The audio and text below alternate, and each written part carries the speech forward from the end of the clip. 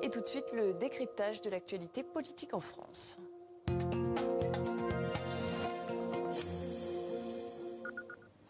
Et nous sommes aujourd'hui avec Elisabeth Pinault, correspondante de l'agence Reuters à l'Élysée et à Matignon, et Eva Morletto, correspondante à Paris du magazine italien Grazia. Bonsoir à toutes les deux. Bonsoir. Et ravie de vous retrouver sur le plateau du 64. On commence par vos images de la semaine. Elisabeth, quelle image vous a marqué cette semaine ?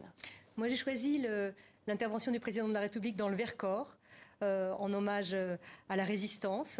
C'était une façon pour lui d'essayer de rassembler un pays autour de l'histoire de France, alors que les choses ne vont pas vraiment bien pour lui. Il faut préciser que c'est une nouvelle étape dans son cycle de commémoration des 80 ans de la Libération. Exactement, qui aura pour grand moment, évidemment, les cérémonies du débarquement au mois de juin, qui vont se transformer en grand sommet diplomatique, puisqu'il y aura au moins Joe Biden et puis de nombreux autres responsables étrangers. Et puis, il y aura les Jeux Olympiques cet été. Et puis, Notre-Dame de Paris, la réouverture au culte à la fin de l'année. Voilà, on retrouvait un président dans une posture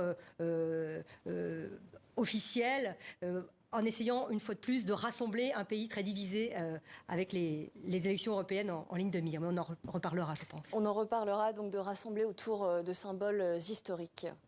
Exactement. Eva, quelle est votre image politique de la semaine ? Moi, par contre, j'étais marquée, je ne pense pas être la seule, par la lettre une fille de 24 ans a écrite à Emmanuel Macron concernant le fait que sa maman a perdu son procès contre son harceleur.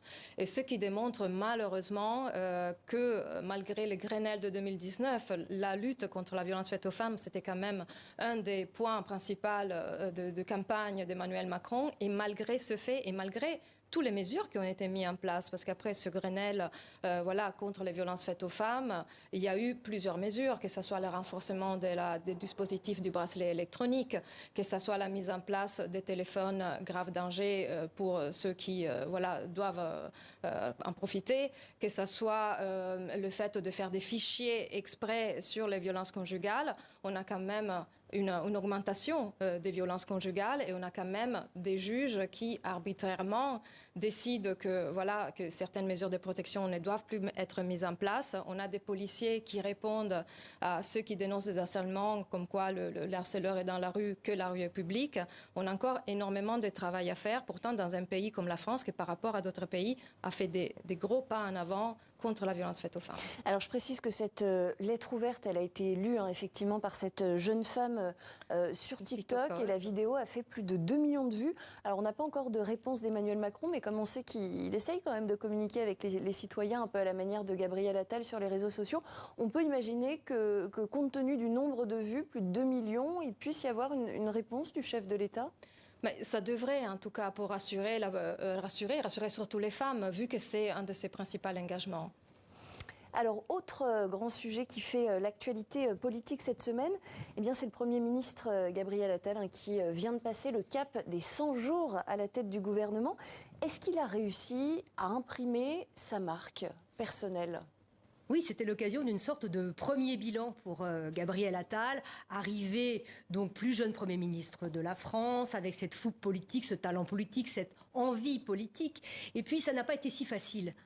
On voit que là, on attend des résultats. Bon, il a assez bien géré la crise agricole, mais sont arrivées diverses difficultés, beaucoup de faits divers assez dramatiques sur un sujet qui le préoccupe, c'est-à-dire l'école. Et puis, les mauvais résultats en termes de finances publiques, ça c'est vraiment un coup dur pour toute la Macronie, puisque c'est vraiment le sujet sur lequel toute l'équipe d'Emmanuel Macron devait être les meilleurs, et on a vu qu'il y a cette difficulté. Et puis, il devait aussi être l'arme anti-Bardella. On n'a pas encore vu ça. Les élections européennes sont à moins de 100 jours maintenant, et à moins de 2 mois. Moins de 2 mois. Oui, moins de 2 mois, plutôt, c'est 100 jours, c'est les Jeux Olympiques.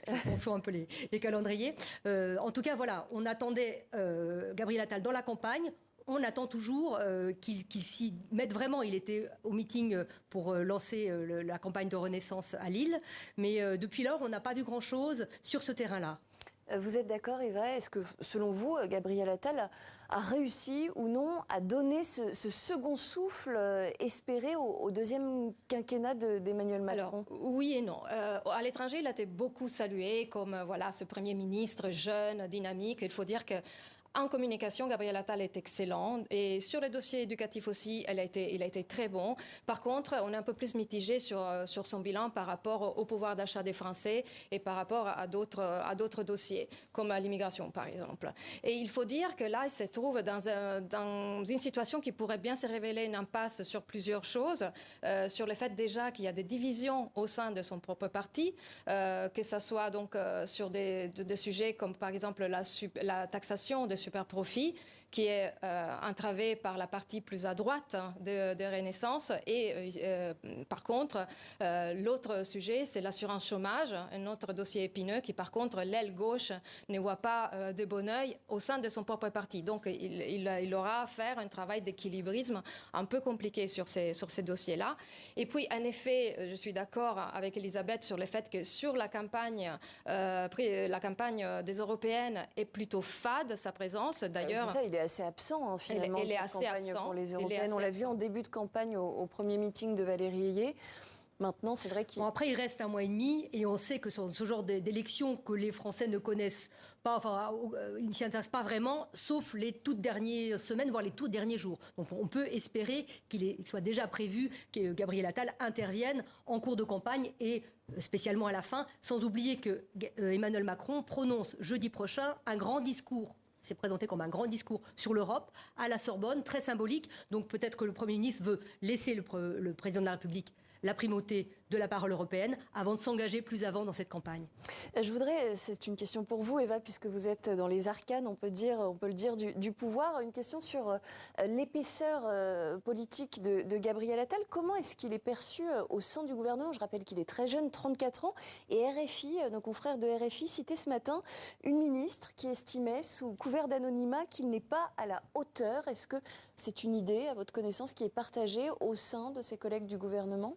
Bon, ça c'est un grand classique. Un Premier ministre, c'est pas facile. Elisabeth Borne, elle s'est pris beaucoup de critiques dans les couloirs et Gabriel Attal ne fait pas exception. C'est très difficile comme poste. Évidemment, il est jeune. Évidemment, il a surpassé maintenant protocolairement des poids lourds comme Gérald Darmanin, comme Bruno Le Maire. Et ça ne fait pas forcément plaisir. Ça fait forcément grincer des dents. Il est leur chef, il est le chef de tout le gouvernement et peut-être également qu'il a dû avoir des arbitrages. Être à Matignon, c'est avoir des arbitrages qui ne font pas plaisir à tout le monde. C'est même intrinsèque au fait de gouverner, hein. Donc il ne s'est pas fait que des amis, ça c'est pas grave. À la limite, c'est plutôt même un bon signe de ne pas faire plaisir à tout le monde. Ça montre qu'on a une sorte d'autorité tout de même. Alors, en tout cas, pour ces 100 jours à Matignon, Gabriel Attal a choisi de se rendre à Viry-Châtillon. C'était jeudi, vous en parliez, une ville marquée par la mort de Shemseddine, 15 ans, passé à tabac près de son collège. Gabriel Attal a prononcé un discours sur l'autorité pour lutter contre les violences des jeunes. Je vous propose qu'on en écoute un extrait et on commente juste après. Mesdames et messieurs, aujourd'hui, c'est la République qui contre-attaque. C'est cela que nous sommes venus lancer aujourd'hui depuis Viry-Châtillon. La mobilisation générale de la nation pour renouer avec ses adolescents, juguler la violence, réaffirmer notre projet d'une jeunesse libre et émancipée, reconquérir le droit à la France tranquille, confiante dans l'avenir et sereine dans sa vie.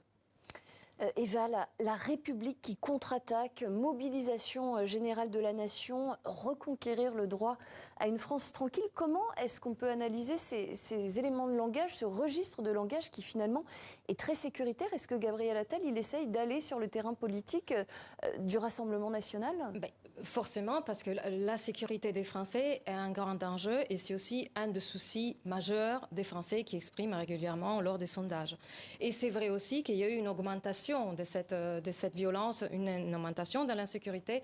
Pour ce qui concerne ce cas, par exemple, sur les coups et blessures, ça a augmenté de 4% par rapport à l'année dernière, mais n'oublions pas que depuis 2017, la violence par coups et blessures a augmenté de 60%, ce qui est gigantesque comme pourcentage. Donc c'est bien les éléments de langage, c'est bien et on sait très bien que les éléments de langage sont très bien maîtrisés par Gabriel Attal et par Emmanuel Macron, mais est-ce que ça s'est traduit vraiment par une politique qui peut assurer la sécurité des Français? Ça c'est une autre question et ça c'est malheureusement un point crucial, parce que la sécurité, c'est vraiment un des grands atouts qu'ERN a mis en avant. Après, c'est pas dit qu'une fois qu'il sera au pouvoir, il serait capable de faire mieux. Alors justement, la sécurité, c'est un thème qui était au cœur de la visite de Marine Le Pen à Mayotte. Marine Le Pen, donc du Rassemblement national, qui a été accueillie, on va le découvrir en images, en fanfare, donc à Mayotte. Alors on va découvrir dans un instant les images, alors peut-être, non, on va peut-être pas les voir, les images de Marine Le Pen. Alors vous les avez peut-être vues sur les réseaux sociaux, Marine Le Pen dansant, voilà, on le voit en arrière-plan, dansant avec la population. Ça, on imagine que c'est plutôt bon pour son image politique. Alors, il faut déjà rappeler que Marine Le Pen et les Comores, oh là là, gros lapsus. Marine Le Pen et Mayotte. Vous allez fâcher quelques téléspectateurs. Oui, bien sûr, bien sûr. Non, ce que je voulais dire, c'est que qu'il faut rappeler l'histoire de Mayotte. Voilà, c'est ce que je voulais dire au départ. Mayotte a été cédée par les Comores à la France au XIXe siècle. C'est un département français à part entière. Et Marine Le Pen y fait de très bons scores. Elle a fait de très bons scores au premier tour et au deuxième tour de l'élection présidentielle. Et elle avait fait des bons scores aux élections précédentes. Et là, elle est reçue, on le voit triomphalement. Elle est sur des sujets avec lesquels elle est à l'aise, c'est-à-dire l'immigration, la submersion migratoire, c'est même ce qu'elle dit. Elle a été très dure avec les opérations Place Nette de Gérald Darmanin. Elle dit que c'est que la communication et qu'on attend encore les résultats. Et elle veut une posture très, très ferme vis-à-vis justement des Comores qui doivent reprendre les immigrés clandestins. C'est son message. Et il est reçu 5 sur 5 par les Mahorais, bien sûr. Oui. Par contre, ce qui pourrait nuire à son image, c'est cette accroche qu'il y a eu en occasion un peu avant cette visite avec le parti allemand de l'ADF, qui disait que Mayotte devrait appartenir à l'État des Comores. L'AFD qui sont quand même, il faut le rappeler, les alliés du Rassemblement national au Parlement européen. Exactement, ce qui révèle bien qu'alliance entre partis d'extrême droite est bien un oxymore. Parce que voilà, il y a des sujets comme celle de l'immigration où forcément il y aura des crispations. Il y en a eu entre la Ligue et Marine Le Pen, il y en a entre le parti allemand et Marine Le Pen. Et c'est vraiment une oxymore de dire qu'ils pourraient s'entendre sur ces sujets. Oui, l'AFD est comme un caillou dans la chaussure du Rassemblement national qui cherche à se normaliser, alors que l'AFD est très extrême. Ce n'est pas la première fois que Marine Le Pen doit un peu les recadrer, alors qu'ils appartiennent au même groupe Identité et démocratie au sein du Parlement européen. Et une dernière question pour conclure ce dimanche en politique, et elle est pour vous, Elisabeth Pinault, cette rumeur qui enfle, rumeur selon laquelle l'Élysée aurait commandé pour 550 000 € de champagne, 11 000 bouteilles selon la rumeur, ce que l'Élysée conteste. Alors la rumeur s'est diffusée sur les réseaux sociaux, elle a été relayée aussi par une partie de la presse régionale. L'Élysée a-t-il réellement commandé pour 550 000 € de champagne? Alors, à ma connaissance, l'Élysée n'a pas encore réagi à cette information, mais c'est tout à fait le genre anecdote qui énerve fortement les Français, et je pense que l'Élysée va devoir répondre d'une façon ou d'une autre à ce qui est pour l'instant une rumeur. Ce qui est pour l'instant une rumeur. Merci beaucoup à toutes les deux et à très bientôt sur le plateau du 64. On passe à présent